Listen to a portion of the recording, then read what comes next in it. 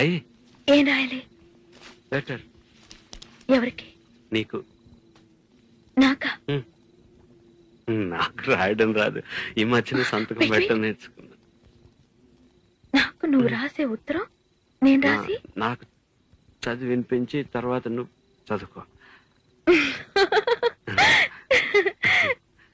I like it. చెప్పు.